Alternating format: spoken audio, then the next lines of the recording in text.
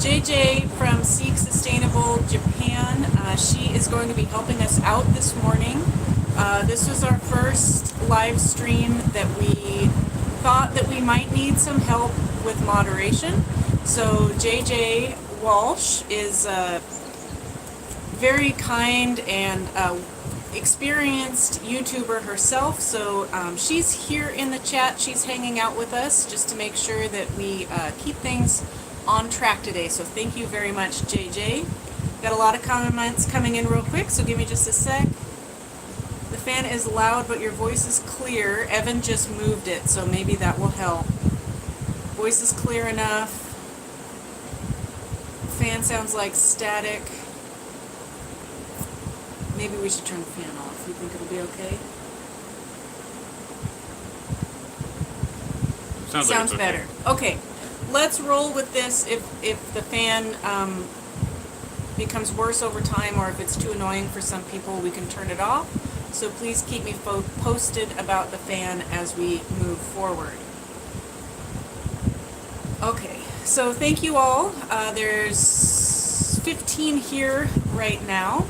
This is more than we usually start out with, so I know a lot of people have been waiting for this. We've also been waiting for this, and of course we are all still waiting for official news, but considering that this is just the time scheduled for our monthly live stream, and we've had some news coming out, I've been asked by a few people to do like some sort of group or chat where we can all come together and talk, and I've honestly been a little bit hesitant to do it just because of all the emotions, and also we are in the middle of it ourselves too, and so it's a very stressful time for us. But Bosco. Oh, Bosco. Yeah, I didn't even notice. Hi, Bosco. Anyways, I'm rambling. I'm a little bit nervous. We're gonna stick to our normal format. So the first little bit of today's video. Well, before you say that, you did want to, before the live stream, you wanted to mention that so we don't want to become the, I don't know, we don't want to moderate any sort of like group for talking about this moving forward. But it would be nice if something like that did happen. So, you know, we're not supposed to be sharing personal information in the YouTube chat there, but you know, you can click on the links to other people's channels and get a hold of them that way if they've got their email address posted. That's a very good point. Yeah, so two points I would say. This chat today is sort of a test to see how things go and how our little community can follow the guidelines in place to keep things positive and helpful. And the other thing is that this is a place where you in the chat can connect with others who are in similar situations. So like Evan said, please don't put your email address or any personal contact information in the chat, but please feel free to talk with each other and sort of network that way. And then you can, if you guys are in similar areas or similar business fields, or if you connect with someone here in the chat that you'd like to keep in contact with, please just find a way to contact each other. So I think that will be one of the services of this, is that we're going to have a lot more people in the chat this month than usual. So please find a way to connect, and let's start building our support network that way. Does that cover that? Yeah, I think so. Okay. Alright, Marcus showed up. We've got Pietro, AGT, Julie, CB, and of course JJ, our moderator this month. So thanks y'all. So we want to stick to our regular format that we've been sort of working out over the course of the year. So while people filter in, I am going to start with just a brief overview of what we've personally just been doing the past month, and then the upcoming month, what we'll be doing until our next live stream. And I am going to make this quicker than usual so we can get right into the subject matter, but I just wanted to stick with our format for some consistency. So Let's get into our little update. So, the past month, Evan has still been focusing on honeybees. It's sort of an off-season. Winter is the official off-season, but it means that his hive inspections have been reduced from every 4 days to every week. And Asian giant hornet season has officially begun. So all of our colonies now have hornet traps on the front, and he's also put out the sticky traps, and so we're in full hornet defense mode at the bee yards right now. JJ's eating some honey right now. Wow. Amazing. Yo, dog. So far we have sold approximately 375 jars of honey, and we still have 900 jars sitting in my office storage. So we're getting there. That's what percentage is that approximately? 25%? Yeah, something like that. Oh wait, no, 3? Yes, yeah. Around 25% of our honey this year has sold already. And what we just completed with the honeybees is our preparation for storing the wax frames over the winter. It's actually a bigger task than I realized, because I didn't even know that wax moths existed. We've never stored wax frames over the winter before. But as you know, the colonies expand and contract over the course of the year. So all of the bees put all that work into building these wax frames, and we want to save them from having to do that work again. So we have to store them in a special way that hopefully keeps the wax moths from infesting those wax frames and making them unusable for next year. So our next video coming out is going to be about wax moth preparation, or what would be the word? Wax moth.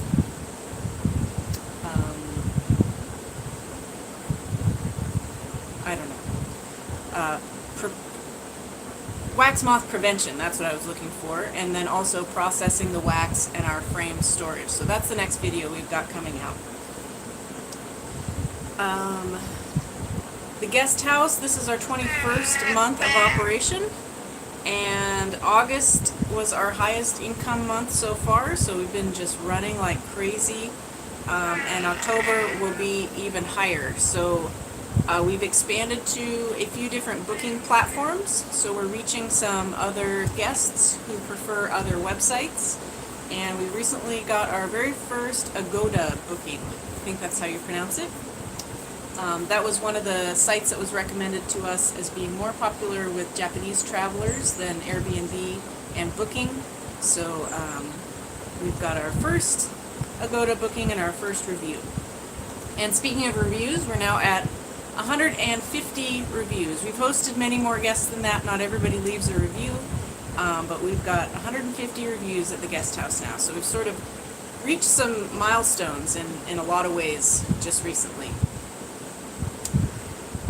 The consultation side of our business, this month we only had one. Oh wait. JJ says, great job on the guest house, guys. What percentage of Japanese versus international guests have you had? That's a really good question, and I haven't done the statistics yet for this month, but our first calendar year, the statistics were 15% Japanese guests, and the rest were inbound tourists or Japanese foreigners living in Japan with Japanese residency. So 15% Japanese guests. And at first I was concerned that that was low. And I thought, oh, well, maybe they're hesitant to stay with us because we're foreigners or for various reasons. But I was reassured by a conversation with a Japanese couple who run a similar guest house to ours, also on the islands. They're on a different island. Their guest house is not as like retro themed as ours, but it's also in a traditional house. They've renovated it beautifully, and they said that their statistics for guests, even though they're Japanese hosts, we're also only about 15% Japanese tourists for Japanese guests. And they suspected, I think they only use the Airbnb platform, so they said that's probably why. So they sort of reassured us that, yeah, Airbnb is just not super popular in Japan yet, so you're going to get more foreign visitors using that platform. We had two big Japanese groups during Obon. We did, yeah. Yeah, and we have actually had, and then our first Agoda booking was also Japanese. So I think our statistics for this year might end up being a little higher than 15% once we actually reach the end of another calendar year. I'll do the math and I'll do all those statistics again. But it does seem to me like our second year has had more Japanese guests than the first year, but it's still fairly low compared to the inbound tourists. Saab says, is there a preference for locals and Japanese for typical hotels? Just curious. That's also a good question, and one thing that, I can't remember who we were having a conversation with, but one thing that was pointed out to us by a Japanese person about Japanese travelers is that they generally, of course this is just a generalization, typically tend to go for the newer, super modern places to stay. They want to go wherever's new and exciting. And that makes sense, because our house is designed to look like, obviously we're really playing up the retro everything, just with a few modern amenities, and of course Japanese people who have grown up in this country, their grandparents' house probably looks like this, so they've already experienced that. It's not new for them. And I would say the Japanese guests that we do get are specifically seeking out that kind of experience. So they walk in and their response is almost 100%. They always say, is it Oba-chan? Oba-chan-chi. Oba-chan, it looks like my grandma's house. So there is, a portion of the Japanese traveling population that appreciates, retro, historic, that sort of thing. But I would say, like, overall trends, at least according to what we've been told, what we're observing, is that Japanese travelers tend to go to, like, new modern places. But again, that's just a generalization, and just an interesting observation, I think. So, any other questions about the guest house before I move on? Okay. Marcus says, maybe it's because of the places I look, but I've seen a lot of reviews that have that Natsukashi. Yes, we hear that a lot too. Looks like my parents' grandparents' house. Yeah, so I think the travelers that we do get, they're looking for something nostalgic. Every single, I think 100%, if I go back, every single Japanese guest has specifically mentioned the Famicom, either in their review or in their handwritten note that they leave in our guest book. So it's just such a super simple thing. From the very beginning, I wanted to have a retro game console in the guest house, and I want to expand on that. I want to get one of our record players fixed up and have one set up for guests to be able to use. Guests are definitely respectful. I trust them with the Famicom and the games and the records. When we hosted in New Orleans, I also wanted to have a game console there, but I was a little more hesitant that things might start disappearing or something. But I don't think that would be the case here. Marcus is referencing Ninja Turtles fighting game. Ninja Turtles fighting game that we played when he came to visit us. Yeah, that was a good one.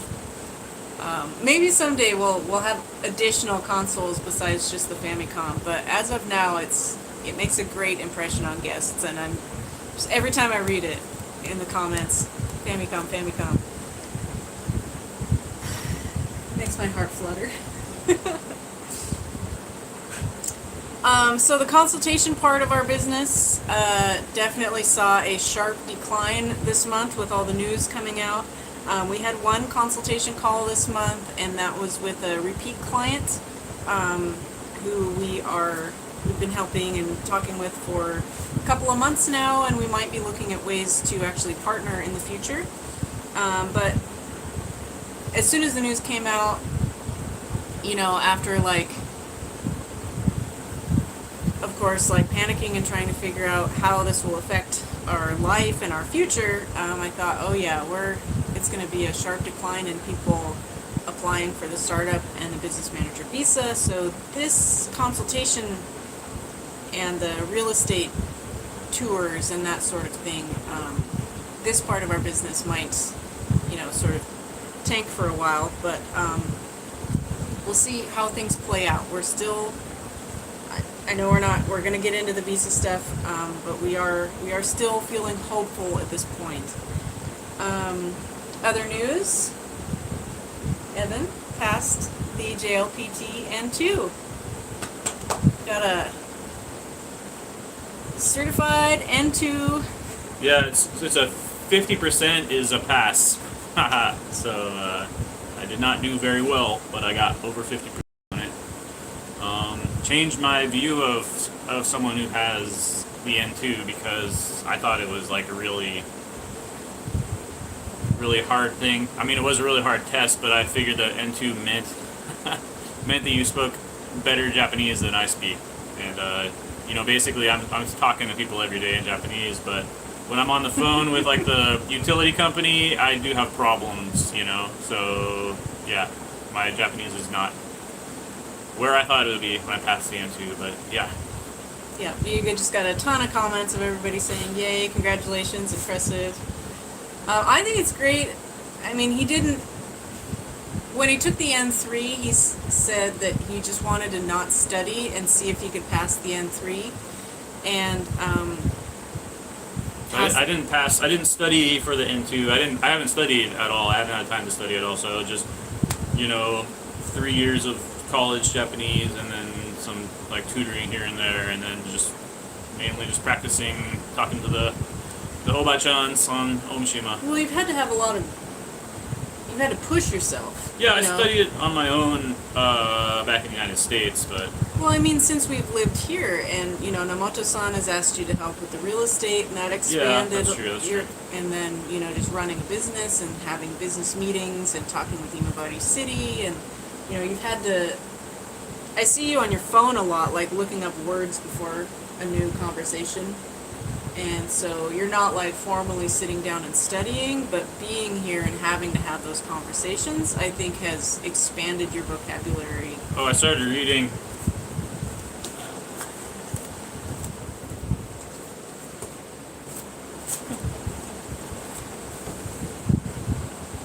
Some manga.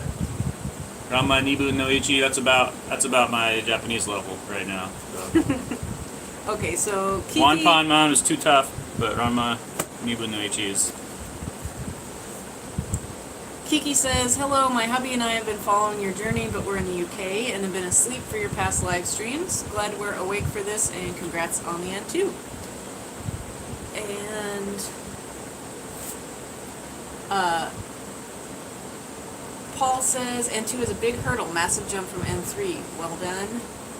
And that music guy says, going hard on the immersion learning.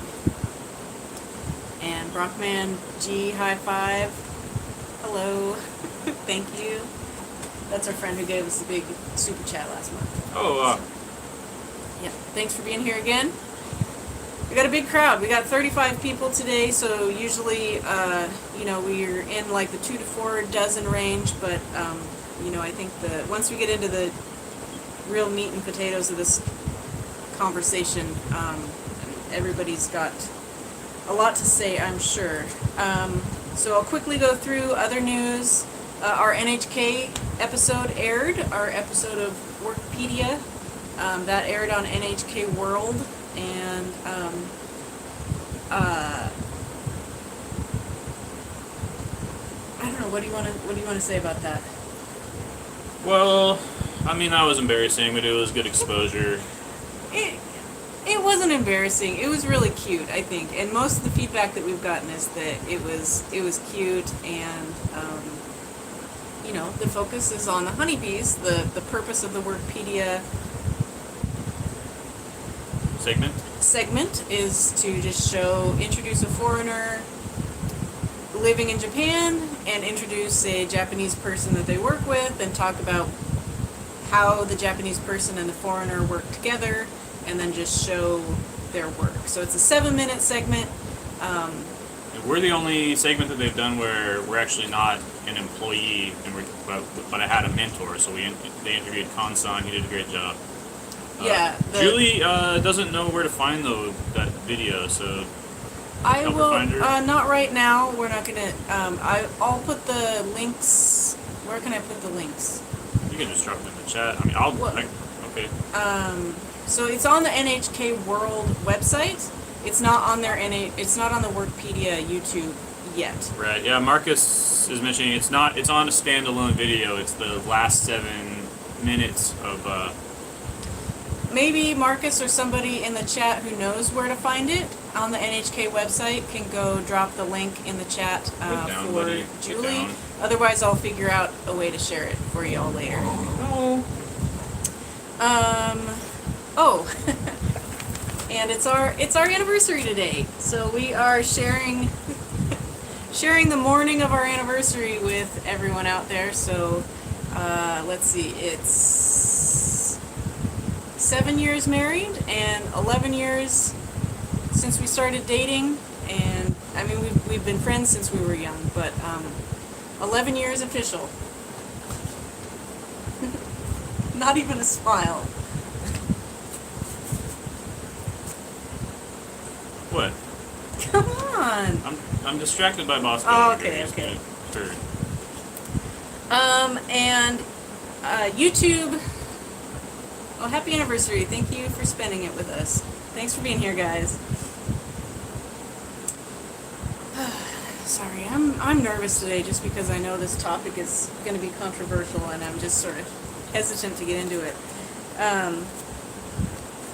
I don't know if you can tell. Like, when we first started the live streams, I thought it was going to be, like, I was just going to be nervous every month, but just right away I really enjoyed chatting with you guys live and being able to have these conversations. Bosco's a bit reactive. We're working on it, but so now he's sitting in my lap. But if I try and pick him up, he did bite me yesterday. That was very unpleasant. Street dog life. Just let him sit on you, it's fine. Well, I think he wants to go outside, but he doesn't know how to ask. He doesn't know how to use his buttons. Don't growl at me. Bosco. Okay, down. Good boy. Down. Good boy. Down. Okay. Yeah, he smells the chew toy I have hidden in my pocket. Look at him. He goes and takes out his aggression on the pork can. Okay, and almost done here with our monthly wrap-up. So we'll get into our main topic a little early this month.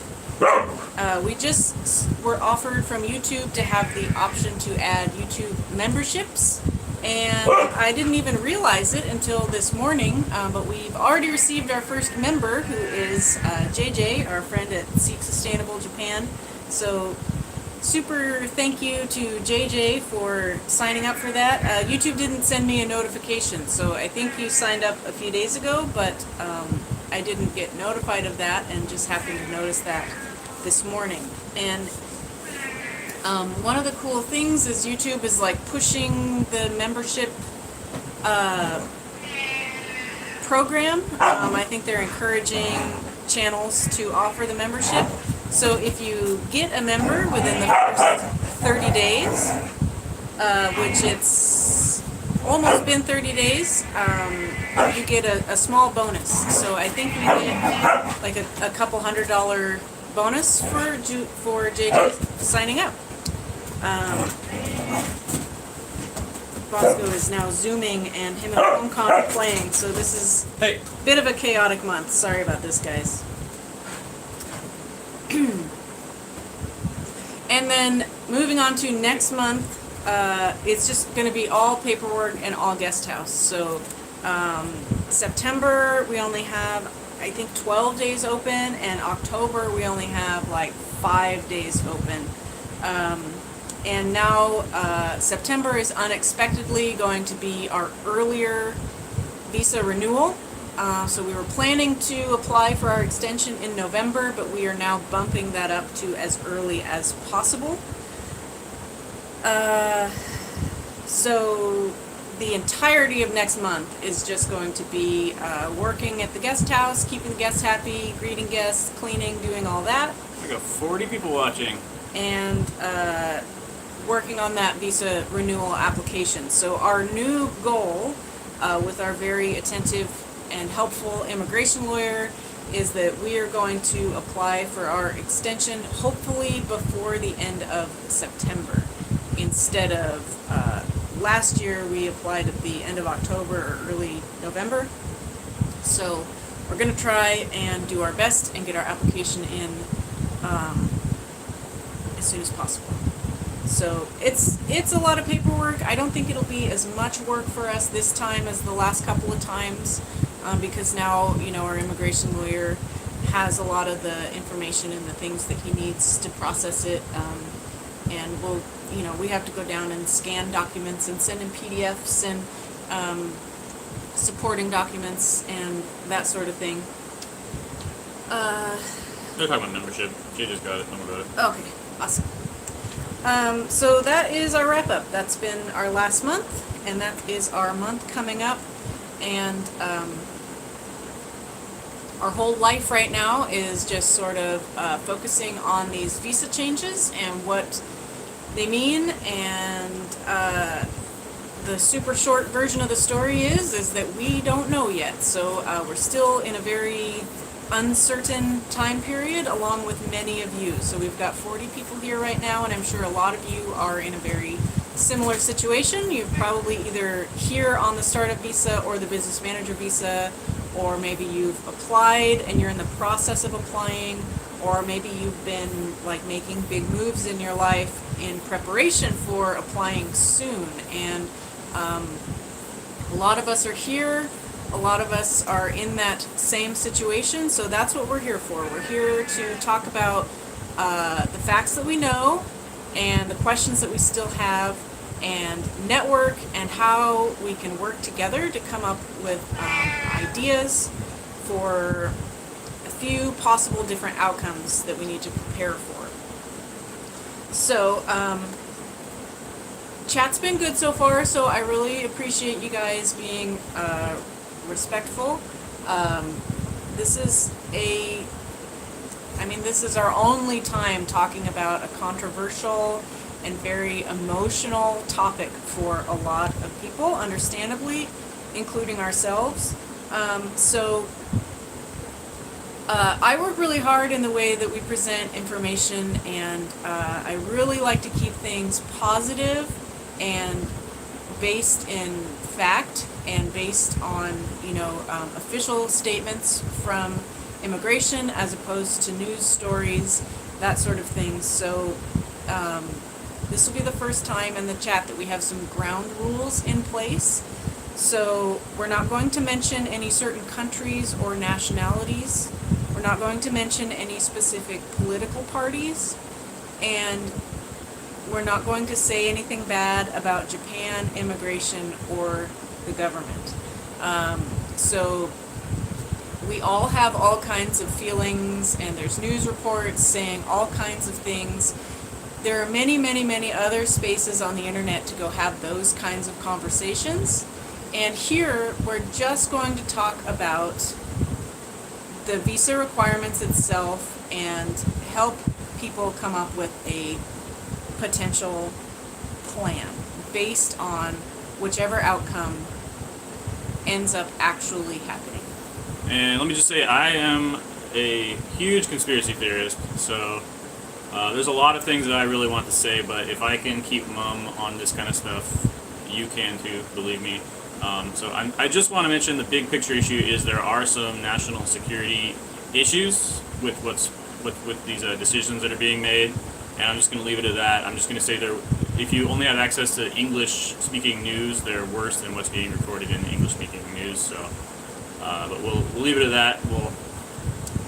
So in our last video, a lot of you all shared your stories and your sob stories, and like how much this is changing your plans. And so we've had a little chance on this channel to air our grievances in that last video. So there were only a couple of comments that were super unhelpful that I went through and deleted, and then I let those people know that I deleted comments. It's not something I'm in the habit of doing. I like to foster conversation, but there was a couple comments that were just so unhelpful that I just deleted them, and they just don't have a space on our channel. And the reason for that is everything you put out on the internet is publicly available, and places like immigration or future opportunities on NHK or things like that, those organizations are free to go look at people's social media and the presence that they're putting out on the internet, and so everything that is commented and said in the chat is a reflection of ourselves if we allow those comments to stay. So we're just being overly cautious, perhaps go ahead and, we're being overly cautious, but Maybe once we get permanent residency, I'll start my own YouTube channel. Benton Homestead Man Cave. Yeah. All right. All right, we got some comments. Renee says, my husband and I were applying in November. We have put a pause on our application for now. Yeah, it's really, it's difficult to say. I can't even count how many people have reached out to me and said almost the exact same thing. Time frame is either we were going to apply this fall, this winter, next spring. So a lot of people are waiting for the announcement. Sob says, we were aiming for middle of next year, but it's totally shelved for now too. I guess many of us are in the same boat. And JJ, in response to what we were saying about comments, she says, you have to protect yourself while you are under review. You don't want any reason for them to not approve your application. Totally understand. So, thank you, JJ. So, let's get into it. We got 90 minutes left. We have 90 minutes to talk about this. And so first I would just like to say there's a lot of information out there. There's a lot of opinions. If you read English news, if you read Japanese news, if you read immigration lawyers' blogs, if you read, professionals in the industry share their educated opinions, the only source we can really trust is anything that comes directly from immigration. And unfortunately, that's not always made very clear and or in a timely manner. So of course we're being impatient and we're waiting. But news articles, professional blogs. Michael, you can go ahead and ask a question right now. Yeah, I'll just finish my thought and then you can ask your question and we'll get to that in a sec. News articles, professional blogs, people who have been through the visa process, people in positions similar to ours, they all have opinions, guesses, educated guesses, whatever you want to call it, but they're all over the map. And what I've gathered by reading immigration lawyers' blogs, talking to our immigration lawyer, talking to other people, I think the most informative thing that I've heard is one immigration lawyer said that they spoke directly to immigration staff, and immigration staff aren't really allowed to comment on things, but he said that they have not received any official guidance yet how the new visa implementation will affect current visa holders. So sure, take that with, that's third-party information. That's not an official statement by any means, but I'm taking that as nobody really knows. So we all have a bunch of ideas about how it may or may not affect us. I mean, it obviously is affecting everyone, like, you know, the stress and the uncertainty is affecting everyone. But how it's actually going to play out is actually still up in the air. So what we know is about a month ago, immigration had a meeting with some media, and they let media leak the soft announcement. So the first announcement came from the media about a month ago saying, hey, we were invited to a meeting with immigration, and these are their proposed changes for the business manager visa. So at that point, all we had was information from news sources, and no official announcement from immigration at that point.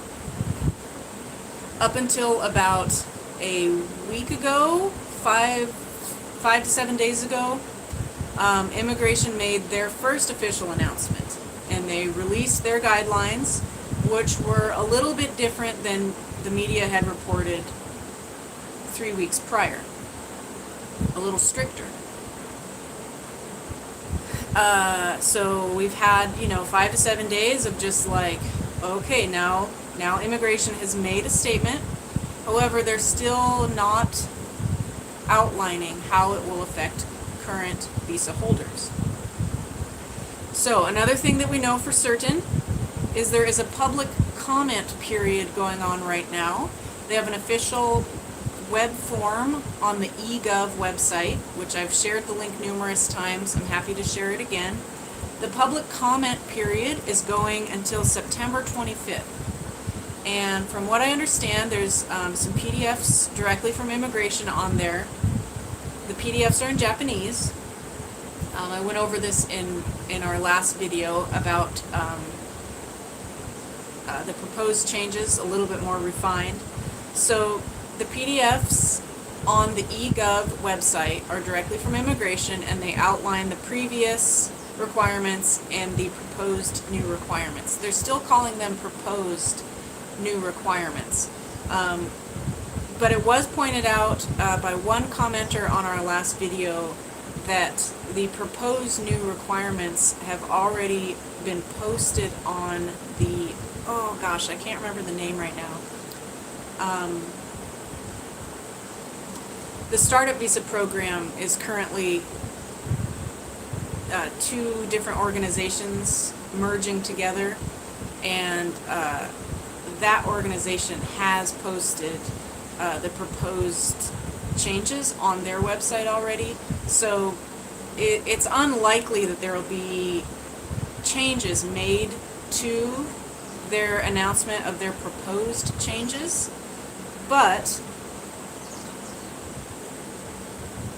there could be. So they say on the official PDF from immigration on the eGov website, it says there will be a public comment period until September 25th.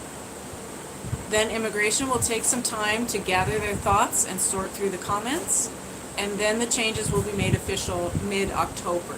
So they're giving themselves about 3 weeks to sort through the comments. I found it very interesting that on the eGov website it specifies comments must be made in Japanese, they must be on topic, and number 3 is that you have to include contact information. And they specifically say the contact information is in case they want to contact you to ask some questions and clarify your position in your opinion. So that to me says that they might be taking the public comment period very seriously. I don't know. We've never lived through this before, so the thing is that it's not a law that's being passed. It's a internal ordinance or something of the Ministry of Justice is what oversees the Immigration Bureau. So they can do within the purview of that law, which was written in 1991. They have a lot of leniency to do whatever they want, and that's why they can, not whatever they want, but that's why they're able to just kind of do this in a matter of months. But for something to really, like, so for the the visa to completely go away would require an act of parliament, and that would take a long time. That's probably just would not happen with the current political environment in Japan. So, but that's how the system works essentially. So I have a couple thoughts to finish here as my introduction, and then we've got some good comments coming in, so I'll go back and answer those questions. But I'm going to just finish this introduction real quick. Did you mention the mid-October? Yes. Okay. Well, so the changes are planned to be implemented in mid-October, and so that's why our immigration lawyer is just wanting us and all his clients to apply and hopefully get the visa under the current requirements before the requirements change. And then once that happens, we'll be kicking the can down the road another few years, hopefully. So yeah. So in our instance, our visa renewal window begins, I think, the last week of September, because our visa is currently valid until around Christmas time. So you have 90 days prior to the expiration of your visa to apply. And based on our schedule this year and the financial documents that we wanted to show with this application, we'd come up prior to this news. Our plan was to apply end of October, early November. But since this news broke, our immigration lawyer has recommended we apply as soon as possible. So we'll be spending the next 3 weeks getting our application ready. But like Evan said, and I think I mentioned this in the last video also, is so we might be able to get one more renewal under the current guidelines, but then what will happen after that in mid-October or at our next renewal, we're not sure. So that's a perfect segue into the end of my little introduction here, which is that these are the things that immigration has not released official guidance on yet. So these are the things that we don't know. We don't know how this will affect current visa holders or when. Just like I mentioned earlier, news articles, professionals' blogs, people's educated guesses are all over the map. Some media is reporting, there's quotes from people in the media saying there may be some sort of grace period. It may be too strict to expect current visa holders to comply immediately. Grace period has been mentioned a couple times in quotes. But again, that's media, that's not an official statement. Some of the immigration lawyer blogs, I've been just reading all of them, any Japanese immigration lawyer who's putting information out, whether I know them or not, they say yes, it will affect current visa holders. They say no, it will not affect current visa holders, and everything in between. So there's literally every viewpoint is represented on the internet right now as possible outcomes. So it's really anyone's guess. So we are going to hope for the best and prepare for the worst, or rather prepare for a few possible outcomes. That's my intro. Okay. Those are my thoughts. So Evie, let's go back through the comments here. Okay. Did you want to read JJ's comment from the last video first? Sure. JJ left a really nice comment on our last video, and Evan said that sort of summed everything up well. Yeah, well, first of all, we had a lot of people saying, well, there go my plans, so that's sort of the tenor, but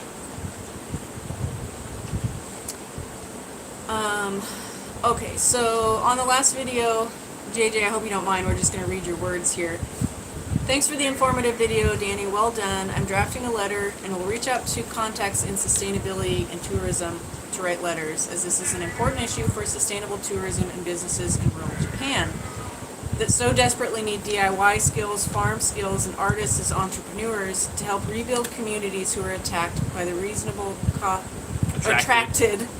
reasonable cost of living and ability to turn abandoned farms and buildings into attractive and well-used facilities, houses, and producing food.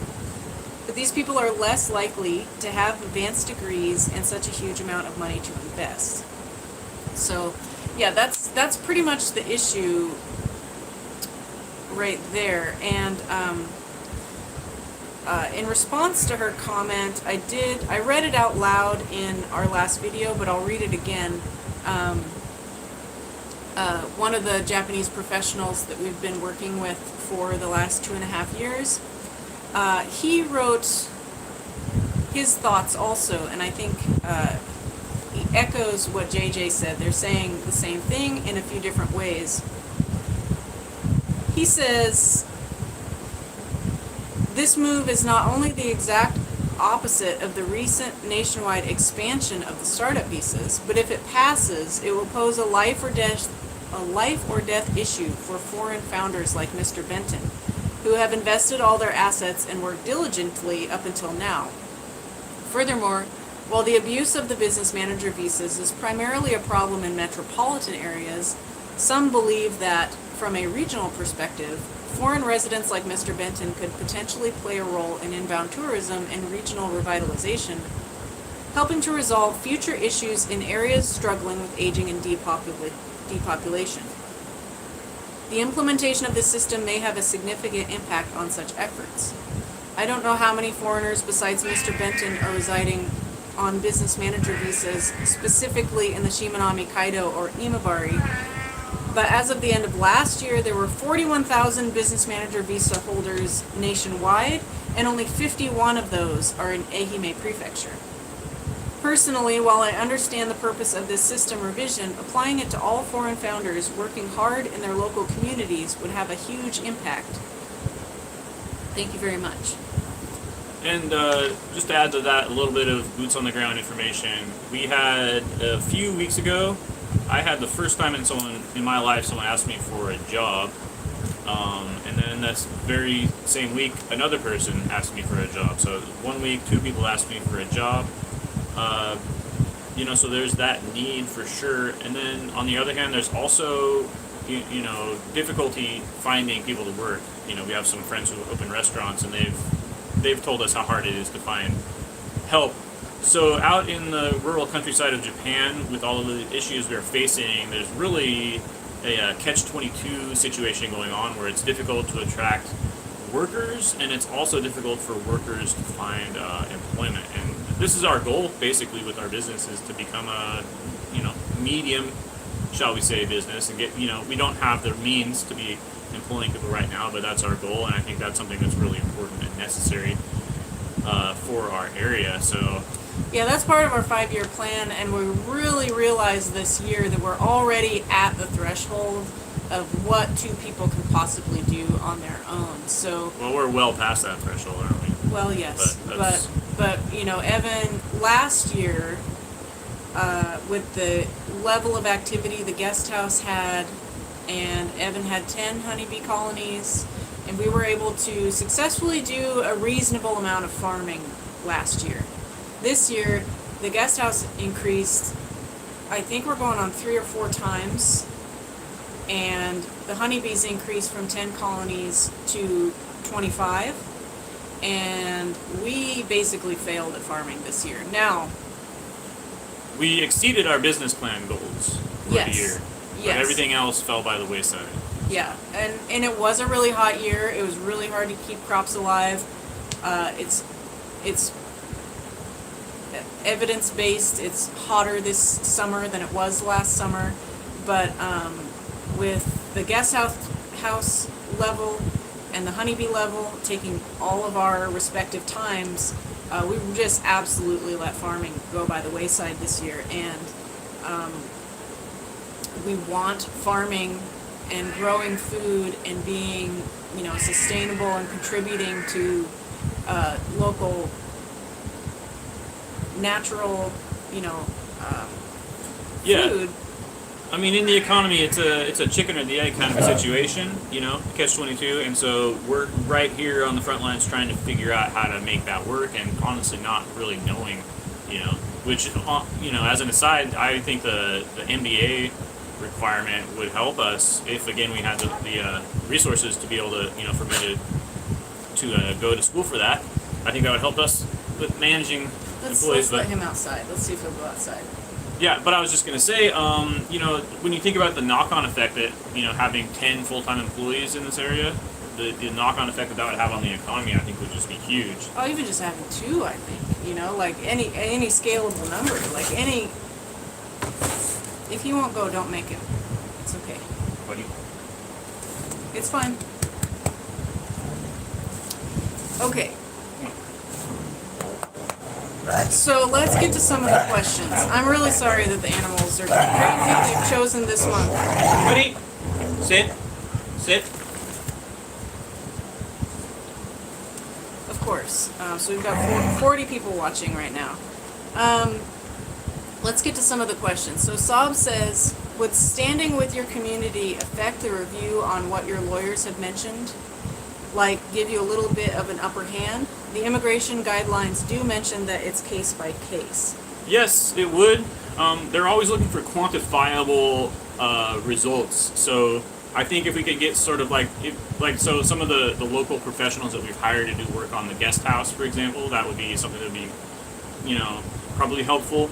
Or if we could maybe get something from the Michino Eki where we sell our honey, saying they've sold a amount of, you know, they've generated this amount of revenue for us. Mm-hmm. Those are the types of, I think, input that they would really like. I don't think there's, I mean, they would be interested in, like, he cut down a tree for me or something like that, but it's not so much about these guys are nice and we like them, you know, it's about really quantifiable contributions. And the only mention that I've seen of saying it will be handled on a case-by-case basis is only from the media. So if you have seen an official immigration statement that says it will be case-by-case, that would be really helpful to see. But I've only seen that mentioned as a possibility. So we're not certain if it'll be on a case-by-case basis. But what you're referring to, our immigration lawyer calls supporting documents. And so there's the required application, and then there's also an opportunity to add some supporting documents. So in our case, you know, the ones I know that he submitted last time or the time before included, you know, like pictures and a flyer from the library where they invited us to have a monthly children's English reading and sing-along.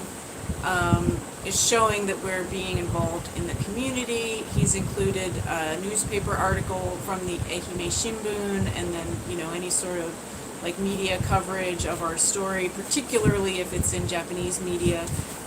So all of those things can be included as what's called supporting documents, but how much that's taken into account, we don't know. And just for the record, too, the JLPT falls into that category because the JLPT N2 gets you points in the points system, where you get points for having a certain income, having a certain level of education, and things like that. One of the things you get points for is your Japanese language proficiency. But if you don't meet if you don't get that number of points, it's 70 points, then it's worthless. So it's not worthless, but it's like Danny said, a supporting document. It's not going to get you points. Mm-hmm. Next question. Michael says, first of all, thank you for offering so much valuable information in one place. Oh, well, you're welcome. Thank you for being here with us. Read his thing. I have one item which I keep getting conflicting information on. The startup capital on the business manager visa is currently 5 million yen. May this be applied to purchasing the business office? We get that question a lot. It's a little bit fuzzy. The issue is that it's not just an initial investment, it's also maintaining the value of your business at that level. So that's the concern. So you can use it, my understanding is you can use it to purchase property, but the issue with purchasing property, it's got a depreciation. So your value is, the initial investment is going to just be declining over time. So Yeah. that's why we were advised not to. The current requirements is 5 million yen capital investment, but with each subsequent renewal, you will then be required to show documentation that you continue to have a minimum of that amount in cash plus assets. So your business value has to be at as current standards, 5 million yen and above. So if that changes to 30 million yen, then we can assume that that would be the same as well. And so back up, missed a few questions. Renee Edgley asks, how difficult would it be for you to hire Japanese people to run your business in a worst case scenario? So I don't think we really want to talk about worst case scenarios unless you do. But like worst case scenarios, we get kicked out of the country, we don't get our visa renewed. And in that case, I mean, honestly, it wouldn't be that hard to hire Japanese people to come in and clean the guest house. Because we've taken a specific precaution that we have a corporation. We have a corporation. We So don't they have can't- a sole proprietorship. So they can't kick the corporation out of Japan is the thing. So it's a very interesting loophole, but like I Well, said, it's not a loophole. So because we chose to incorporate a business, that business becomes its own entity in Japan. So our corporation is a Japanese entity. So via our corporation, Benton Homestead, we have residency. So it's our corporation, Benton Homestead, that allows Evan to have a business manager visa. And so if we no longer meet the business manager visa requirements and they don't renew our residency and we have to leave Japan, worst case scenario, then Benton Homestead as a corporation still exists in Japan.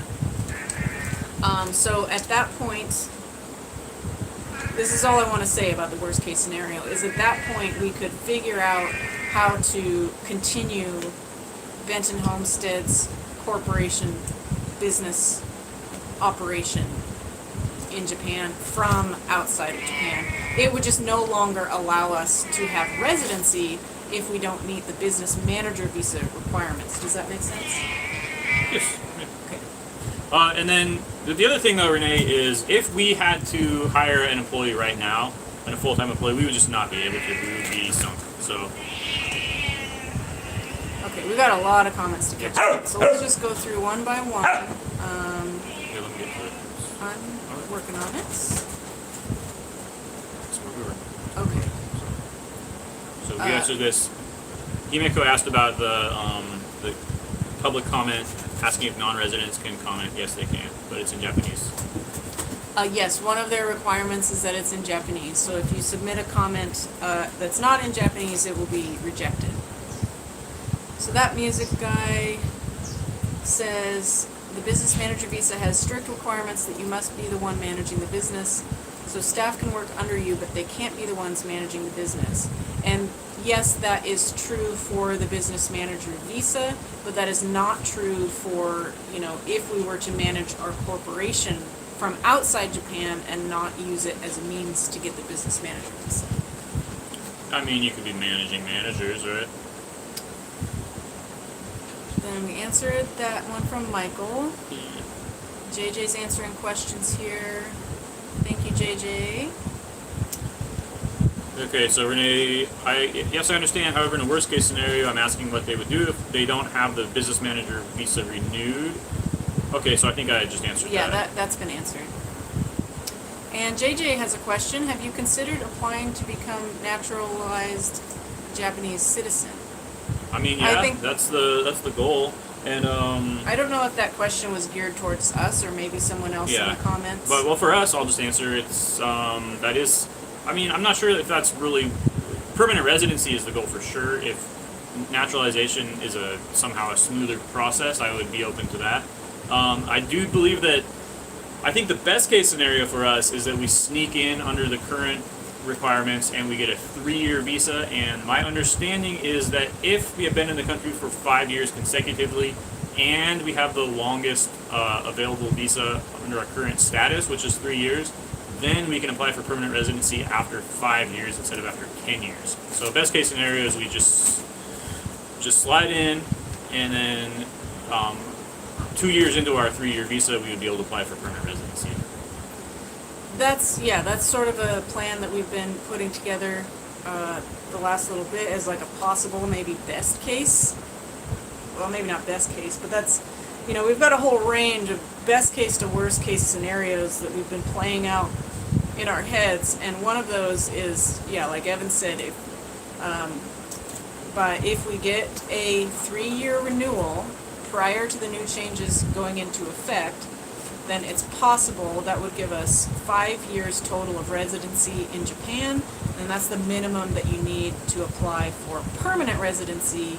And then after you see permanent residency, then it's a long, long process to get naturalized citizenship, from what we understand. So it's on the range of possibilities between good and bad, would be that as an outcome.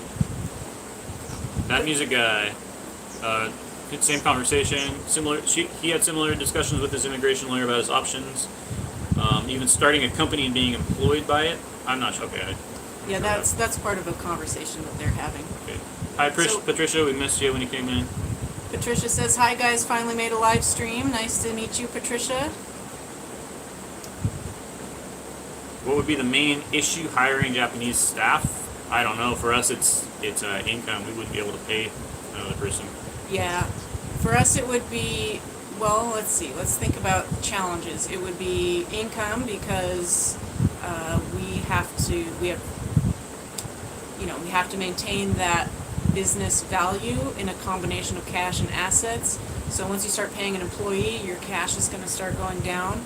Although the employee could, provide work and that allows your income to then go up. So it's sort of like You're justifying the expense.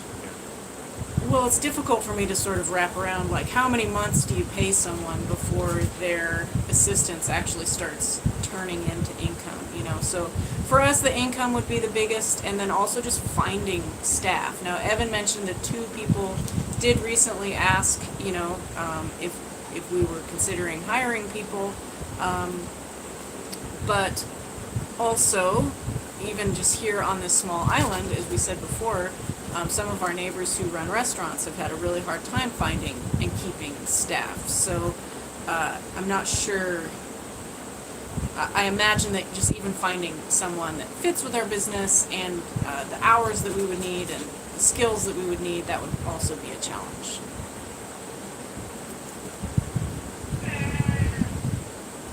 That music guide, time to turn all the excess honey into some mead. Yeah, do you know anyone who makes mead? Because that would be great.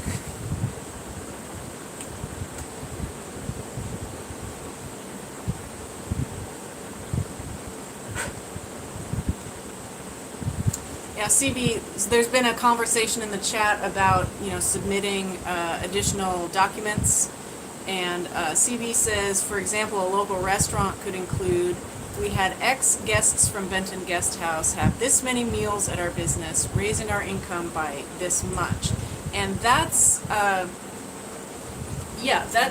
exactly what, That's exactly what. And that was part of our plan from the very beginning with our guest house. That's why we chose from the beginning to not offer meals, is because we specifically wanted to not only network with all of our neighboring businesses, but to send them business.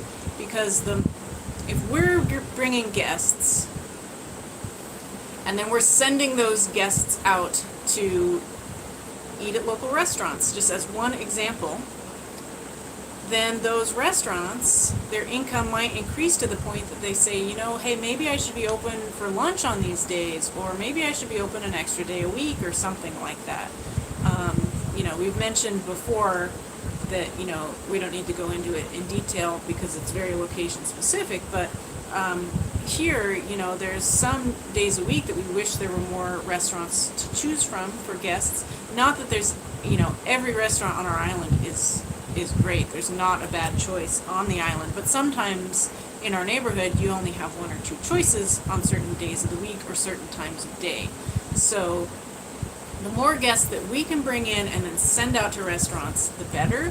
And I've actually made that part of my messaging with every single guest, is they get 3 messages from me at a minimum before they arrive, and 2 of them mention restaurants.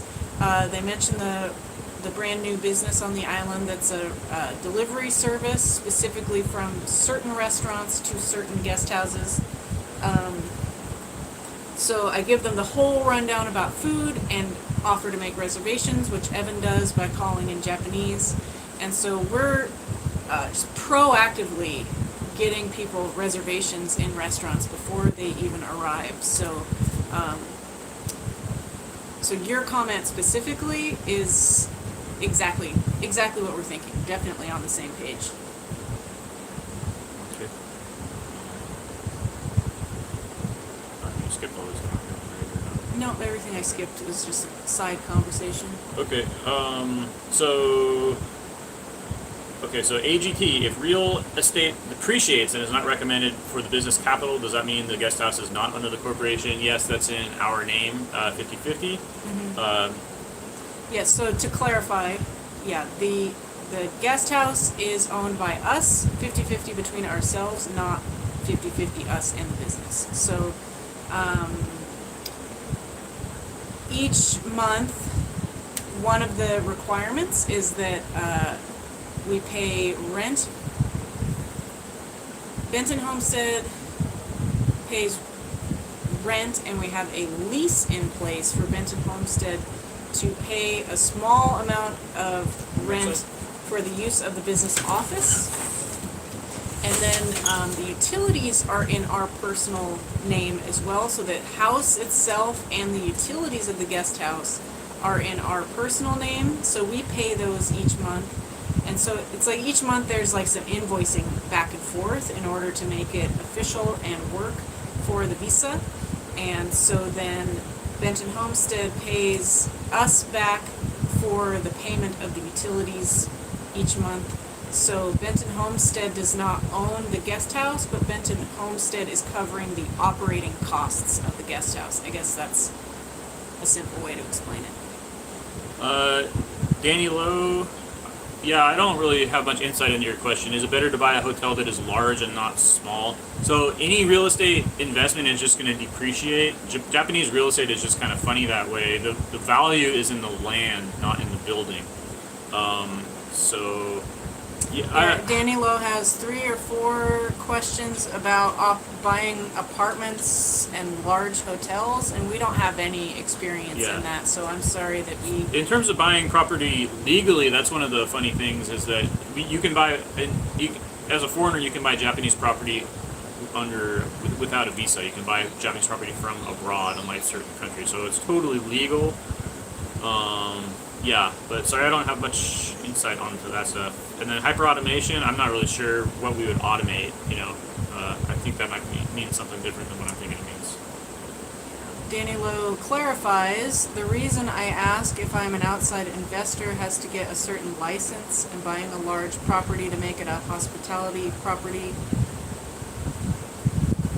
Yeah, I'm sorry that we don't have any experience in large properties, and so we try to only answer questions that we have personal experience with, and so we don't have the personal experience to be able to answer your large real estate questions. So I'm sorry about that, Danny Lowe, but we really don't have the experience to be able to answer that. Yeah, we do have a ryokan license. We had a Minpaku license at first. We did have to get a ryokan license, and that's actually the business. Benton Homestead is the ryokan operator. But yeah. So, and yes, and JJ says, yeah, buying property does not give you a resident status. So I don't think it really helps you, Yeah, it does not help at all. They don't take property ownership into account at all with applying for residency. So, you don't had a question. I thought about running my Japanese company abroad too as a worst case. So are you in country right now, you don't? Yeah, share whatever you feel comfortable sharing about your situation, or if you're in Japan with a company and you're preparing for possibly having to run it from the outside, or... Right. The issue is that I wouldn't be able to enter Japan again as tourists can't work. So in our case, the corporation makes the money, and then I don't know how it works with me drawing money from the corporation. Yeah, we haven't really outlined as to how it would actually work in a legal framework, but we're not really trying to flesh out the worst case scenario right now. Yeah, we're trying to come up with strategic plans based on a number of situations,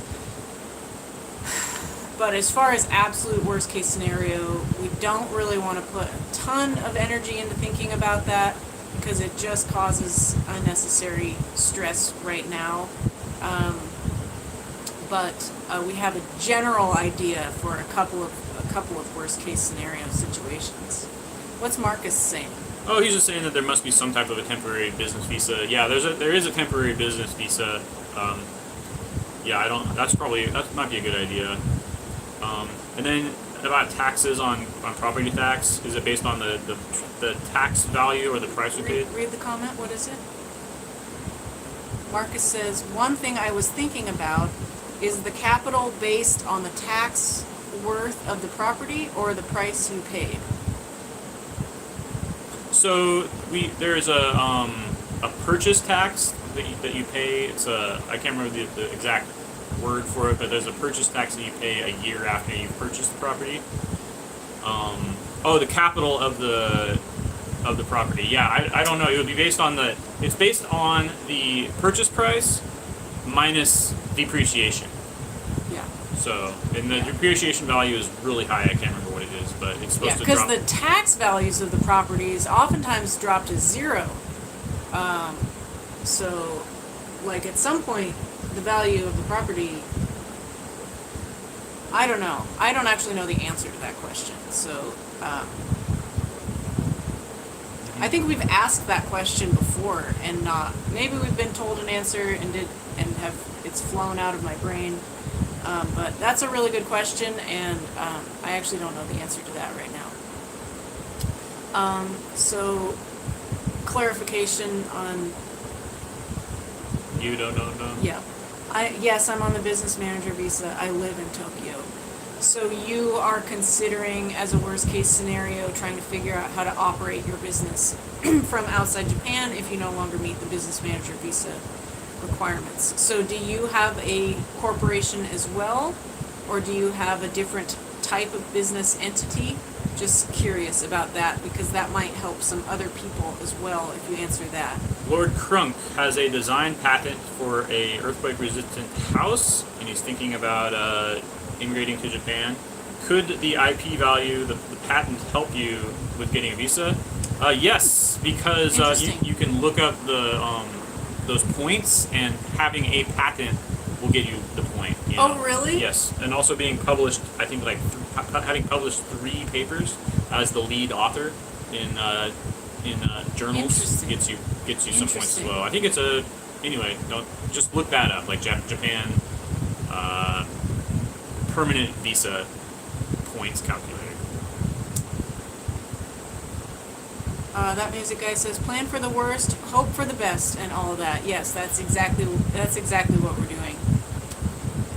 CB says, I guess another option for worst case scenario would be to become an employee and continue to run the business at a smaller scale, like an employee for a different company that would sponsor our residency, and then we would work for them and then also continue to operate the business.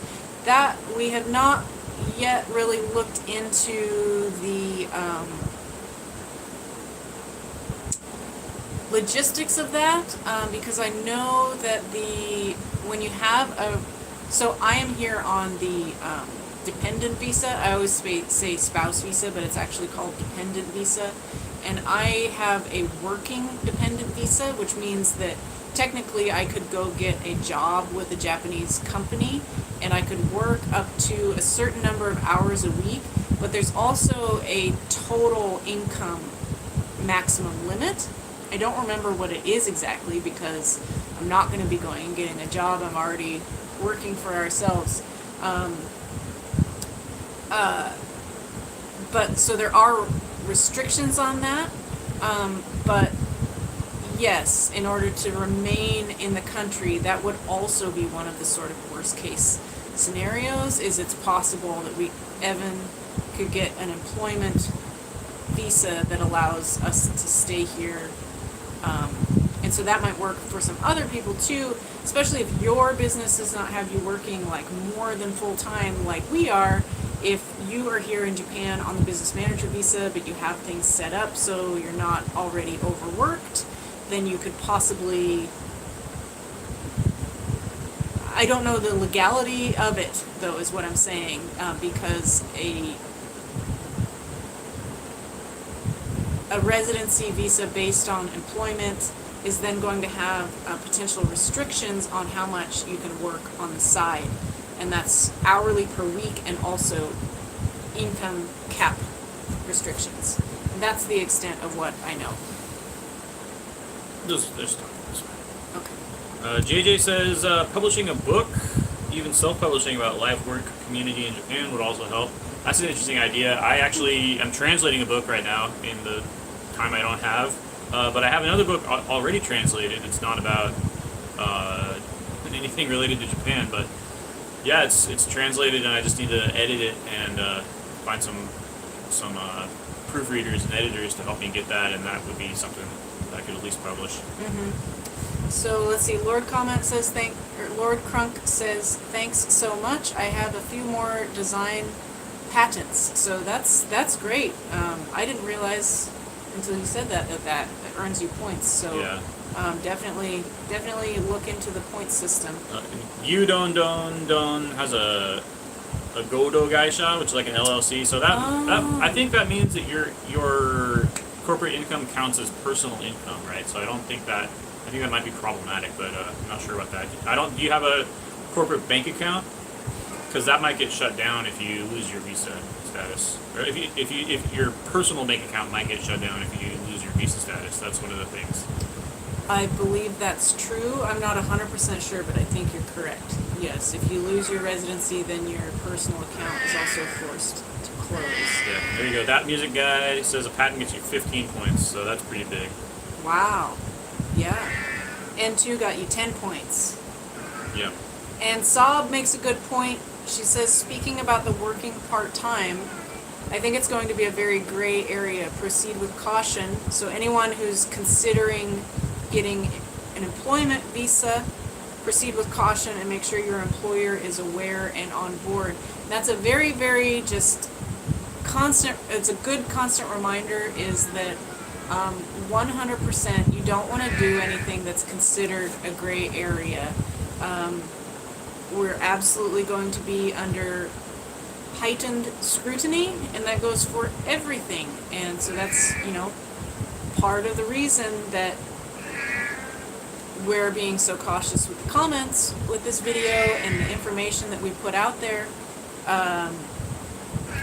is just increased scrutiny. So all around increased scrutiny. So just make sure that every decision that you're making is 100% on board. 100% above the board, I guess is the term.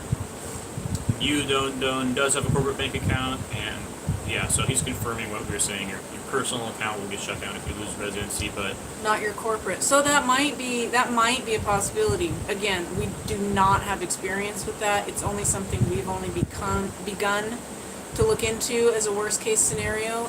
But if you have a corporate bank account with an LLC, then maybe that is a possibility. Definitely be worth talking to a professional who would be able to tell you for sure.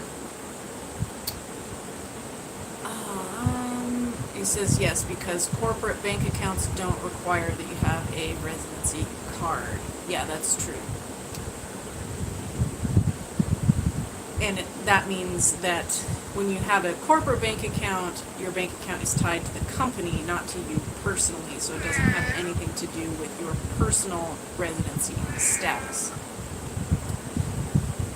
Okay, got caught up to the comments. Now we are up to date. So that was an hour solid there of just answering questions and trying to do our best, sort of jumping back and forth between topics.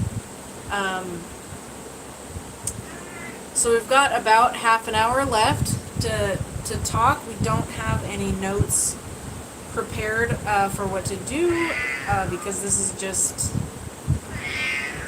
the forefront of our minds, and it's just affecting our entire life. So we didn't really need to prepare notes because we're living it. We're here. So we are taking super chats if anyone out there is feeling supportive. How are you feeling, Danny?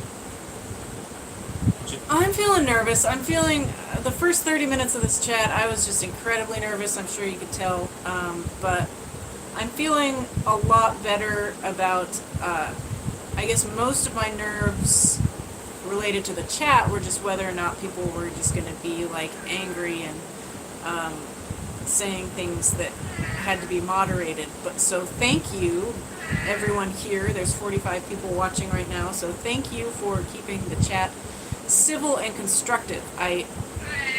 You have absolutely lowered my nerves as it relates to this live chat. Punkon and Bosco can pick up on the nerves too. That's probably why Bosco's outside. Punkon is, I'm sure you can all hear, he's having a very loud conversation right now. But yes, it's a group therapy, huh? Yeah. We do, JJ. We've got a great community on the chat here today. So thank you everyone for helping calm nerves on this subject. I am very nervous about the visa situation, trying to stay positive. You know, it might affect us at this renewal, it might affect us at our next renewal if there's a grace period. It might, we're really not sure, and I know a lot of you are in the same boat, and I wish we had more answers, but I suspect that we're not going to get any more sort of guidance from immigration until that mid-October date that they keep referencing. So I guess what I'd like to say right now is I would encourage everyone to submit a public opinion on the eGov website. I've shared that link in our last video's description because half that video was talking about the public opinion period. It's a website called eGov. It's set up to accept public opinions about the proposed changes to the business manager visa. It outlines those changes in one PDF, and then there's another PDF that specifies how your comments should be submitted. They need to be in Japanese, they need to be on topic, and you have to submit your contact information. So JJ is suggesting, do you want to run through some of the key points that would be helpful for people to write in the public opinion letters? That's a great question. That's a really great question. I don't know, because the issue, you know, with us getting the visa is that we just don't really know what they liked about us. We don't really have the opportunity to have a back and forth, you know, and that's with the immigration as to what we like, what they like about our proposal, what they don't like, and what we can do better, and how we can improve, how we can get a longer renewal. You know, we don't know. So. But as far as the public opinion goes, I think she's just asking, like, what are the concerns with the proposed changes to the visas? So that would be like a pretty straightforward question to answer, I think, so obviously, you know, the changes are to try and stop the fake businesses that have gained residency via the business manager visa. Of course, we don't want fake businesses. Like, yes, we want everyone to be following the rules that we also have to follow. But the concern with just retroactively applying blanket changes that are so drastic to the legitimate businesses, and okay, so 40,000 business manager visas in Japan, approximately. That's really not that many when you think about it. So, and Japan can run things so efficiently. My proposal, personally, I haven't written or submitted my own opinion yet, but I just feel like, what if Japan Immigration sent out an official to require each one of the business manager visa holders to meet a Japanese official at their registered business address and provide them with whatever documents they require. So they can say, we need to see your original articles of incorporation, you know, identity, residency card, your Honko stamp, your bank stamp, like whatever they need. Send one official to meet each one of those business managers, visa holders, at their registered business address and just verify that they're a legitimate business. I honestly think that if they were to implement something like that, it could be completed in a few months. Like 40,000 sounds like a lot, but when you really think about how many people probably work for immigration or, you know, they could probably even send out local city hall people or something like that. It really seems to me like that would just weed out all of the bad apples. Because if you're a fake business and you've somehow managed to pull the wool over immigration's eyes and you've somehow managed to come to Japan and you don't really run a business but you have residency here under the business manager visa, if someone came to meet you in person, I imagine it would be pretty difficult to pull that off. So it seems to me like that would just immediately weed out all the bad fake businesses. Yeah, it's clearly a case of just enforcing the laws you already have on the books rather than writing new laws, but that's almost universally the case. So. So what I see as the issue is that, yes, we want the bad actors out, but not at the detriment of the Japanese economy. Yeah, particularly the rural economy. Particularly the small rural businesses that it's pretty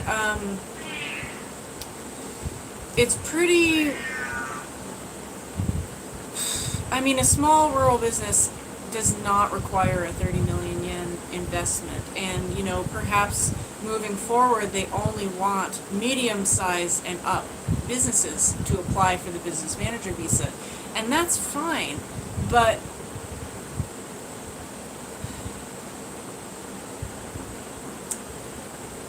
if it's retroactively implemented, it will just disproportionately affect so many small businesses. And Japan is a nation of small businesses. Yes, it's got, you know, mega corporations, but when you're here in the countryside, almost all of the businesses in our area are ran by a husband and wife, Japanese person.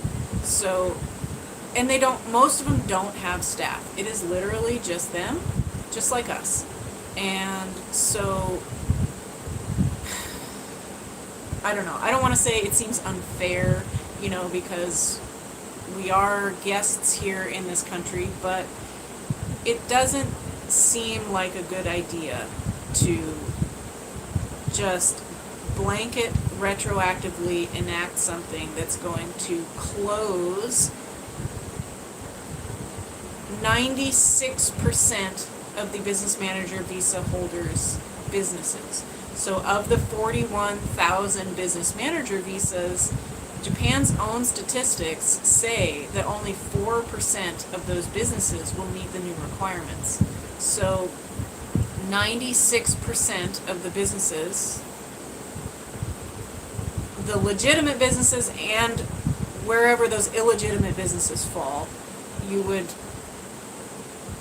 essentially, they're saying that, you know, unless there's a grace period and these businesses can come up with, 25 million plus in capital to make up the difference from when you increase it from 5 million to 30 million, unless by like some grace, you know, we're given like a long enough grace period to do some sort of crowdfunding and meet the new requirements, 96% of the business manager visa businesses will have to close. So that to me, that was a really long way of answering JJ's question of what is the issue and what could people sort of formulate their opinions and their thoughts on to submit requests or opinions during the public comment period. Yeah, and also just go back and watch Danny's last video where she reads through the letter that our our business consultant is submitting on our behalf, and I think that's just a great example of what probably needs to be the topics the points that need to be hit in one of these public opinion letters. Oh, and speaking of our business consultant, he actually won an award recently. This was news he gave us, I think, last week, while all this was breaking about the visa. So he's a great guy. He's very happy that Imabari City introduced us to him, and so he's part of a professional organization of business consultants, and each year they have a contest, and everyone can submit their client success stories and how they, as consultants, helped those clients. And he said, for as far as he knows, it's the first time in history that a business consultant in this organization has won first place submitting a story about them helping a foreign-owned business. So he submitted a story about him and how he has helped our business achieve the startup visa, and the way that it's a very well written story. Once he's made his, they're flying him to Tokyo to read his story out loud and do a presentation at their annual conference. So after that happens, I'm going to ask him if I can share the content of his presentation. So it's just, that goes back to the idea that Japan loves to see small businesses. They love to see success stories. They're making the startup visa, quote unquote, they're making it easier, a longer period of time. They want more foreign businesses to apply for the startup visa. Our business consultant won an award for helping a foreign business. And so the business manager visa changes seem to be in conflict. We got a super chat. Missed that. Thank you, Jacqueline. Oh, thank you, Jacqueline. Sorry we missed that. The chat has been moving faster this month than usual, so thank you very much. Anything else going on in the chat? Or are they talking amongst themselves?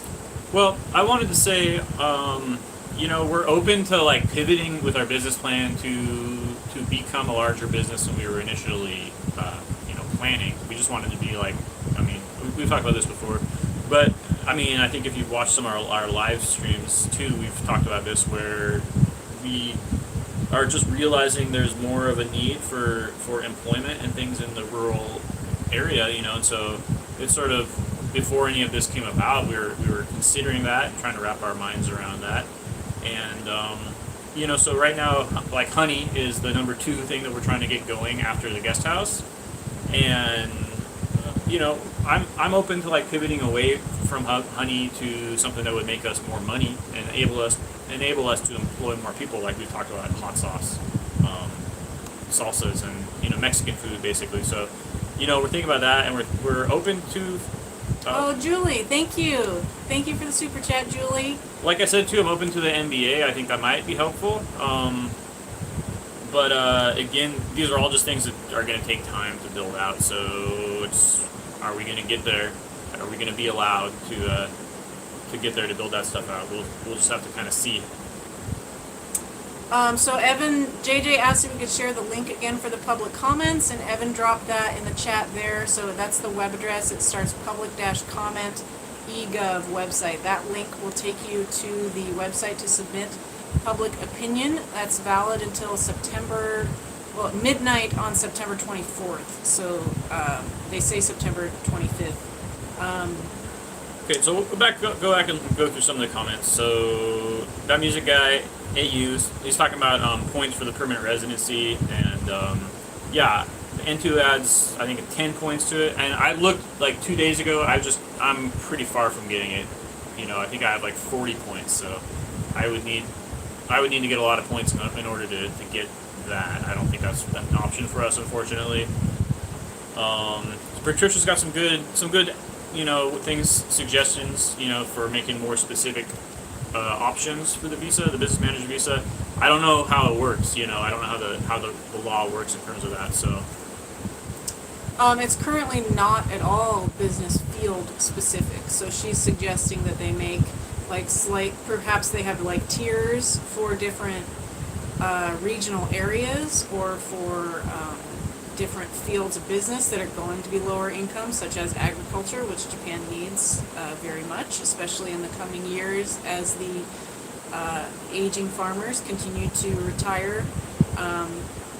So that's interesting. That's an interesting suggestion to have sort of tiers based on, well, if you're moving to a rural area to start a business, or if you're opening an agricultural business, maybe, you know, we have different requirements than if you're going to Tokyo to start a tech company. So that's an interesting thought for sure. A couple of people were asking about using machine translation to submit the letter, and I think that's okay. JJ posted she thinks that's okay. Yeah, other people are agreeing, you know, rural entrepreneurs, that's a big theme that we've been seeing in our feedback to these videos is, yeah. And personally, you know. And going back to what the business consultant said in his comment is that he found statistics that of the 41,000 business manager visas in Japan, only 51 are in our prefecture, which is a rural prefecture. So I don't even know what decimal point percentage that would be, 51 out of 40,000. But there's definitely the metropolitan areas attract more business manager visa holders, and apparently the metropolitan areas are also the ones struggling with the issue of the fake businesses under the business manager visa. So it seems like the focus would be better put onto the metropolitan areas specifically, as opposed to, for example, Ehime Prefecture only having 51 business manager visa holders. Yeah, and I mean, and the bad actors that we're not going to get into is the thing about that is what's happening is they're coming in and setting up a business, running that business until they're eligible for permanent residency, and then getting permanent residency and selling it to the next guy. So it's a revolving door system. It's organized. These are large groups of people. Just so you know. I know that's not. I received some private messages from people, not public comments.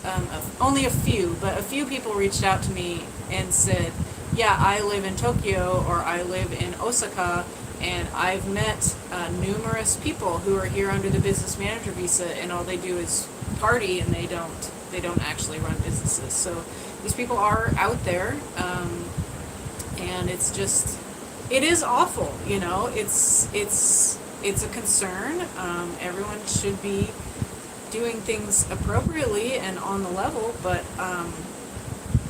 this is just a major change that I think, you know, Japan is also, it's just in conflict with other things that Japan is expressing as a nation, saying they want more startup business visas, they need people in rural areas, they want to encourage people to do agricultural businesses. There's so many like grants and opportunities just in our area to encourage people to move here and practice farming. You know, there's a little community sponsored by the city that people can come in and they can rent a little house in a field and practice farming and decide if farming is the life for them. You know, so you have all of this over here encouraging foreign small businesses, encouraging rural revitalization, and then this just, you know, not saying it's, you know, right or wrong, but it's in conflict. It's sending two very different messages. And food production is also a national security concern, right? So are there two more super chats from Julie? One more super chat. Oh, thank you, Julie. Thanks, Julie. Thank you so much. Sleeping over here. Yeah. Shochu drowned hornets. Not even gonna dignify that with a response. But yeah, JJ, I forgot I gave you some of our salsa matcha. Oh yeah, you like that? It wasn't too spicy for you, JJ, the salsa matcha? Right. Opportunity zones. those types of things, I think that's going to fall under the category of something that's going to require additional legislation, and the Japanese Parliament moves very, very slowly. What are you talking about? So Julie said other countries have opportunity zones. They're talking They about have what? opportunity zones. Oh. And JJ says an opportunity zone would make a lot of sense. Yes. Feel free to add that, to your Well, letter. in fact, Japan did have that up until the beginning of this year. The startup visa was in designated special economic zones, they called them. So this year, over the course of 2025, they're taking the startup visa nationwide. But prior to that, they had essentially special opportunity zones, and that was the startup visa. Yes, but this is the business manager's visa. So the startup visa prepares you for the business manager's visa. Correct. So they can still, this is what people are saying is that the startup visa requirements are not going to change. Mm-hmm. And there's some speculation that maybe people can come in under the current startup visa requirements and then get grandfathered in under the old business manager requirements. But that's one of the speculations. I see. So we're not sure how that's going to play out. Mm-hmm. You got a chilly question there from Saab. I'm Southeast Asian and curious about this as there's not much information. I know one Filipino YouTuber in Kobe growing on a personal scale. Would you be able to grow bird's eye chilies? Yeah, that's a capsicum frutescens. We're growing Tabascos, but bird's eyes are the same. Or we grow a takanotsume, is a Japanese. They point straight up. They're not as spicy, but they're good.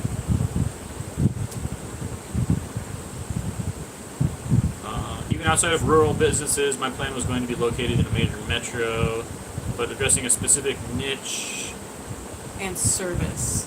Yeah. Yeah, he's got it.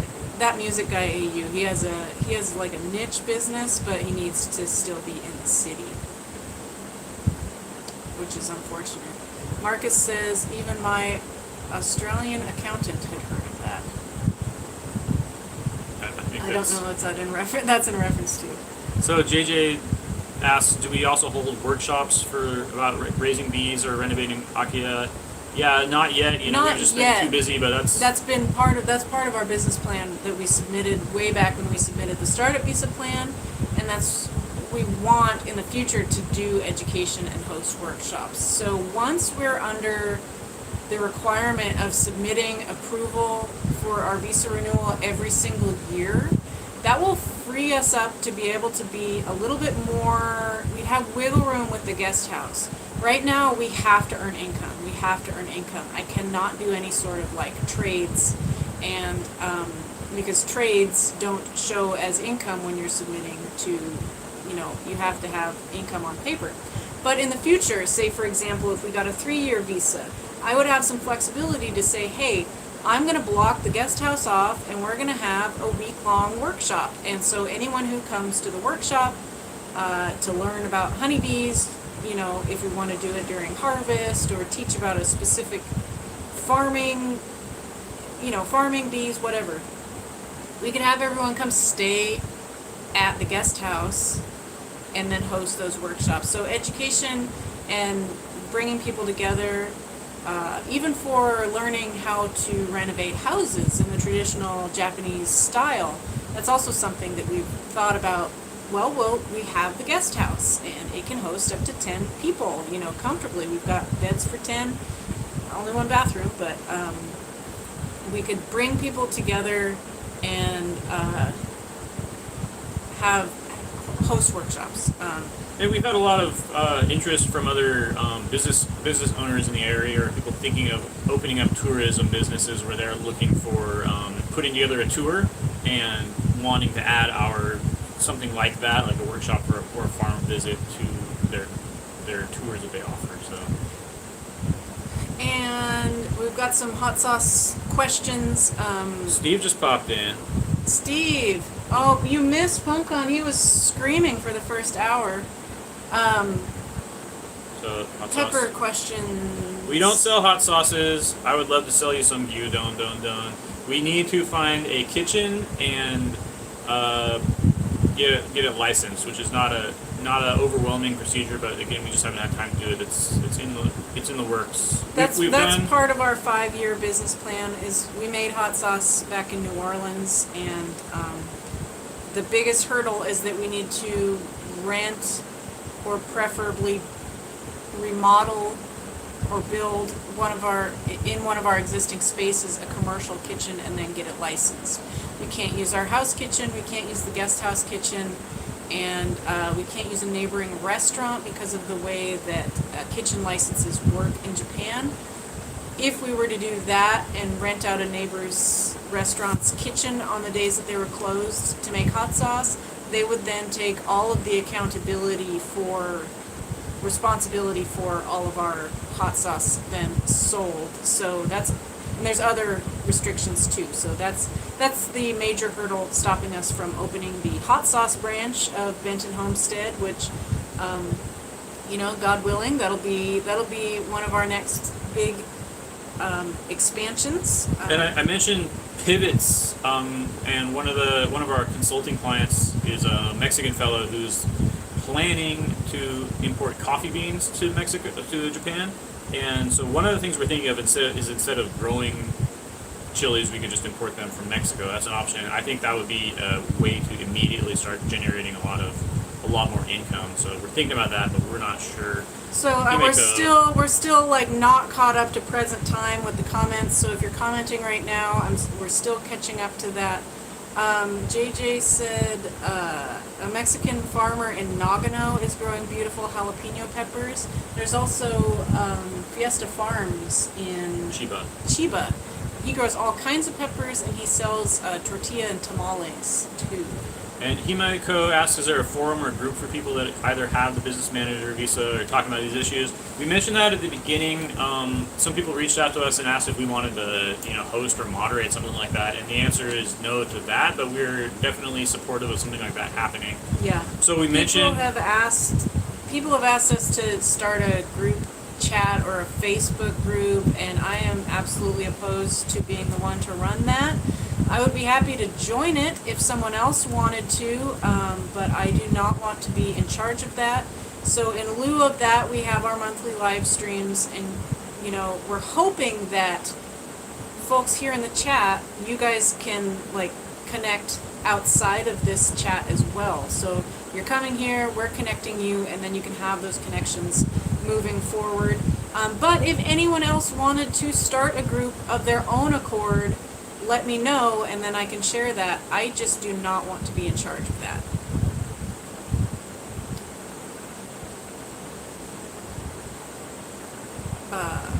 Got a couple comments from Steve to catch up on. Steve, what are you saying? Nice to see you guys again. Always nice to see you.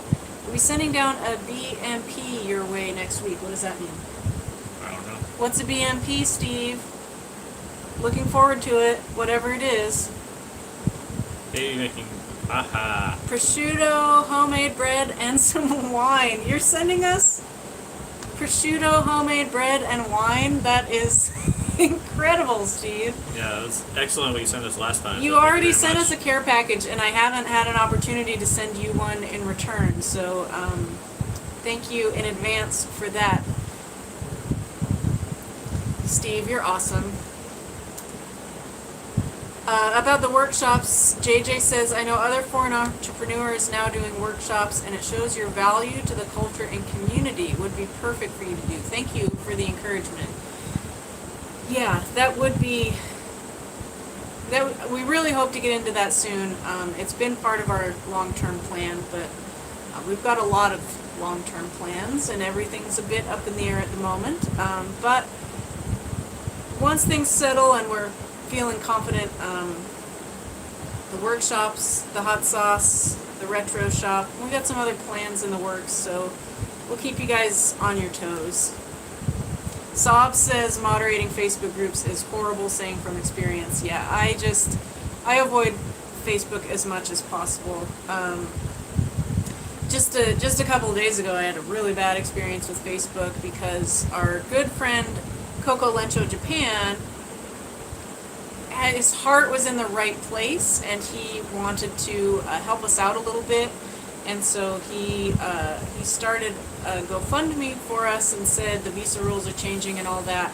And he posted that. So he did all that of his own accord, and then he posted it on some Facebook groups, and suddenly everyone in the Facebook group was an immigration expert, and they were like, they're not going to need this, and people were saying really mean things to him, saying like, I don't think the Bentons didn't actually know about this, I don't think it was a surprise, and you know, want to keep things positive, and Facebook is never positive. So if someone is to start a group for business manager visa and startup visa holders to come together and share information, I would recommend Discord as a platform. It's a great way to, you can have very organized conversations. You can look back at comments, you can share files, documents very easily. You can organize, there's different channels, so you can have different conversations going on at the same time without having to read a really annoying nested list of comments threads. So just putting that out there, if someone were to start a business manager group for all of us to come together, I would be happy to join, but I don't want to moderate, and I would recommend Discord, so just sort of planting that seed. Well, so he was saying he's trying to share the WhatsApp link, but Facebook doesn't let you share links. So yeah, you can post it in little chunks.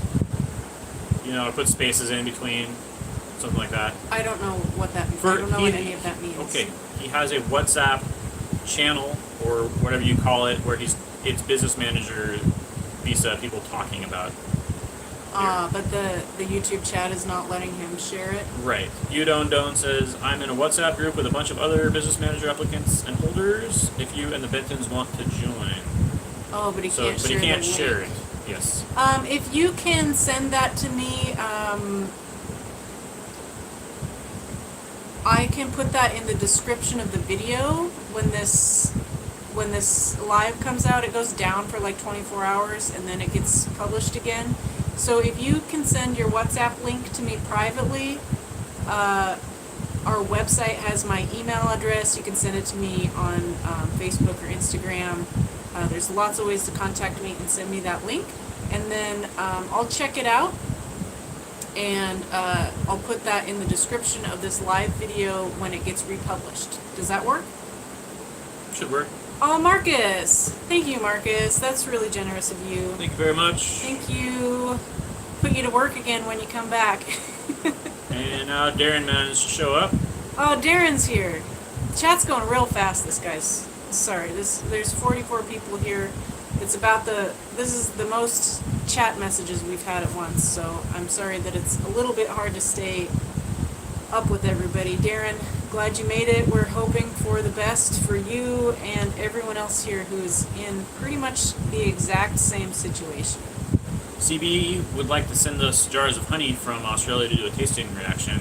Not sure about limits on size for shipping. I don't know either. Each country is different, and I don't know about importing to Japan because I've only been looking at exporting to other countries, and what I'm finding is that the reason that we are currently only selling honey within Japan is that various countries treat honey differently. It's considered an animal product. It's considered a raw product, and so there's every country has different requirements for how they treat that product. So to send it from Australia to Japan, you'd have to look into Japan's importing honey regulations. I actually don't know anything about that since I was looking into the opposite, sending honey out of Japan. But that would be fun. We'd be happy to try some Australian honey. Let's see. Okay, he's gonna send the WhatsApp link. Choco Beard says, thank you guys for documenting your startup and business manager visa experiences. I came upon your blog a while ago and one of the best info I've found on the topic. Thank you. That's all Danny, so. Thank you. Happy to help. I mean, I've said it before, but the reason I started even documenting it is just because when we were back in Mexico and we were planning this process, I couldn't find any information. I couldn't find anybody sharing success stories. I couldn't find anyone to reach out to who had actually done this. I couldn't even find, there was no sort of blogs or anything even at that point. I think there's other resources besides ours now. There seems to be more like immigration lawyers putting out informative blogs and step-by-step processes and that sort of thing. But as far as personal experiences, I think there are a couple of other channels sharing their journeys now, but back in 2020 and 2021 when we started looking at this, there really was nothing. So I just try to put out the kind of information that I would have wanted, just unbiased, step by step. These are the rules, this is what we did, this is how long it took, this is how much it costs. So thank you. You don't know, and I think I figured out how to turn on links. So, thanks, Darren. Oh, thank you, Darren. That's really nice of you. I think I figured out how to turn on links for the chat, so try and post that again if you would. Oh, okay. Thank you, Darren. I know you're in the same boat, so I really appreciate that. And I'm sorry that you missed most of it, and hopefully you got a good sleep. But this will, within a day or something, it finishes processing, and then it'll be up if you want to rewatch it. It's been a little hectic. You and Steve, you missed Bosco and Punkon being kind of stressed out, and I was stressed out. I was nervous about how the chat was going to go, but I've been very pleasantly surprised that everyone has been absolutely polite and respectful. So definitely watch the replay, but it's also just going to be mildly entertaining. I think it got a little chaotic at times. Again, Sheen's here. Welcome to the party. Oh, Pietro says, by the way, thank you, Pietro, for anyone looking to... Oh, it disappeared.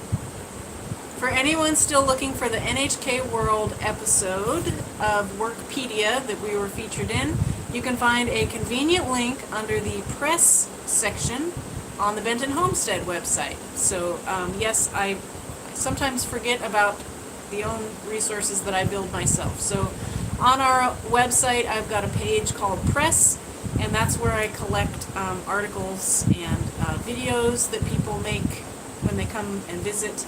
And so the most current addition to the Press page is a direct link to the NHK video. Just note that when you watch the video, it's a 30-minute episode, but our segment is the final 7 minutes of the 30 minutes. So Well, go ahead and watch the whole thing. yeah. So just well wishes here. We're at the last couple of minutes. Cute Kirby bed. Who bought us that? Our friend from Okinawa bought us that. One of our probably our number one honey purchaser in Okinawa. And they're going to come visit us at some point. She's going to bring the whole family and come stay at the guest house one of these days. Helen bought some honey too. Thank you very much, Helen. Thank you very much, Helen. Appreciate that. Oh, eat it on pancakes. That sounds delicious. I don't think we're going to go over this month, so we're right at 10 o'clock here, so we're going to wrap it up. Thank you so much. If we didn't read your comment out loud, please know that we've read them and we can go through and reread them later. So I apologize if we missed any comments during all of this. Thank you to everyone for being so polite and encouraging and helpful with the comments, and I honestly hope that some of you have some new ideas or are able to network and connect with other people in the same situation. So just thank you. It's a really stressful time. It's our anniversary. We're going to go to lunch right after this. And then we're going to use Marcus's super chat to buy some cute drinks from the vending machine as he requested. Okay. All right, Marcus. Thank you guys. Thanks for joining us. Thanks for all the comments in the previous video, and thanks for all the comments in this chat. We really appreciate you, and thank you for encouraging us to continue sharing information. I'm happy to do so. I'm sure this will be the topic of our next month's live stream too, because it'll all still be going on at that time, although we probably won't have any more news from immigration before then. So end of September will be our next live stream. Well, hopefully we will have applied by then, I think, but we'll be we waiting. personally will have applied, but as far as like official news sharing with everyone, probably won't be any sort of new official news by that point. Right. So The comments letter that we're hoping everyone has a chance to submit is going until the beginning of October. September 25th, actually. September 25th. September Okay. 25th. So yes, good point. As a last note, if you feel so inclined to submit a public comment about the business manager visa changes, we've shared the links numerous times. Marcus says "Gambate," "Gambate" to us and everyone. So, Gambarimashou. all right, y'all. See you next month.